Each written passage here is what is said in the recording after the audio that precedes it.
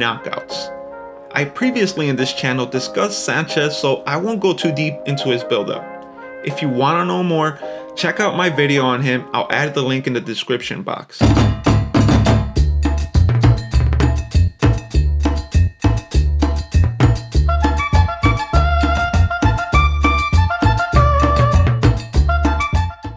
Salvador Sanchez at this point in his career was in a completely different spot than Wilfredo. By the time they met in the ring, Wilfredo was enjoying the spoils of a king. Meanwhile, Sanchez dedicated every waking moment to become a better fighter. Sanchez maintained fighting weight year-round when Wilfredo was a notorious weight gainer. Sanchez was relatively unknown in the boxing world as mostly he fought in Mexico and coverage of him by American media was very limited. But as heavyweights and welterweights started to age, Don King needed a fresh talent pool to keep the money train going. That would present itself in the form of Salvador Sanchez versus Wilfredo Gomez in what was dubbed the fight of the little giants. You see, Wilfredo was having trouble making weight and overindulging away from the gym did not aid the situation. After beating Zarate, it was clear that Wilfredo was too much for the aging legend, so the next step was obvious. After clearing his division and beating the boogeyman of the division below him, it was now time for him to move up. At the time, Sanchez was yet to be on the radar and Danny Little Red Lopez was the belt holder in the featherweight division. But life would have other plans, and after a failed negotiation between both sides, the fight fell through and Lopez fought Sanchez. Wilfredo on his part continued defending his belt and kept adding knockouts to his record. Sanchez though was clearing the featherweight division and had beaten the champion, past champions, and championship contenders alike. He was now the undisputed king of the featherweight division. Sanchez was eager to add a living legend to his resume, and Wilfredo was more than willing. Wilfredo was far from the focused young man that was training in Panama. He now lived in Puerto Rico where he enjoyed the spoils of being a boxing hero. By many accounts, Wilfredo's focus started to veer from boxing. At this point in his career, Yamil was no longer manager and Wilfredo stepped in to negotiate his own fights. All in the meanwhile, he beat fighter after fighter, relying on skills and power to carry him.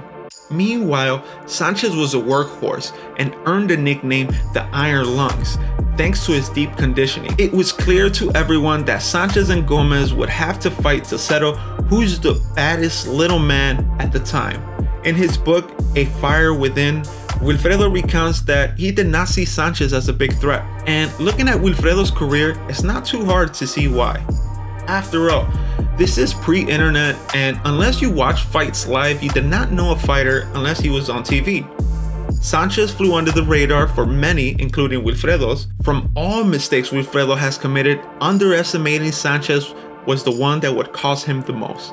Sanchez was eager to teach the flamboyant Puerto Rican a lesson and wanted to punish him while doing so. Sanchez even told him to take a good photo before the fight because he won't be able to recognize himself after he's done beating him. But he still needed the scalp of a legend to make his collection complete. It was the Wilfredo Gomez fight that put Sanchez on the #1 pound for pound. Stopping Wilfredo was the cementing of a legend of Sanchez, and rightfully so, having stopped a legend like Wilfredo Gomez. Sanchez proved that you either come at 100% or you don't come at all. Completely dominating the Puerto Rican and bringing his own words into fruition with his fists, Wilfredo had lost for the first time in his career in a manner that was more than worrying. The boxing world wondered if this was the end of his career. Wilfredo was now in unfamiliar territories, and the last loss was so long ago it could have been a lifetime. Wilfredo was 11 pounds over on fight week. An hour before weigh-in, he was in a sweatsuit running around a golf course trying to shed the last 2 pounds. After the fight, Sanchez became the world superstar and the ceiling was the sky. Beating Wilfredo now gave him the credentials to call the shots, and he had Alexis Arguello in his sights. This loss would be hard for Wilfredo and for Puerto Rico. He went into seclusion and isolated himself. After weeks, Wilfredo had pieced together his ego and he was back to business.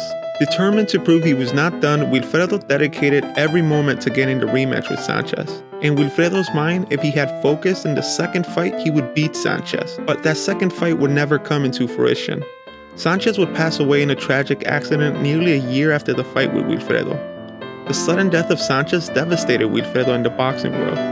Wilfredo recounts in his book how after receiving the news, he felt emotional and didn't know what to do with boxing.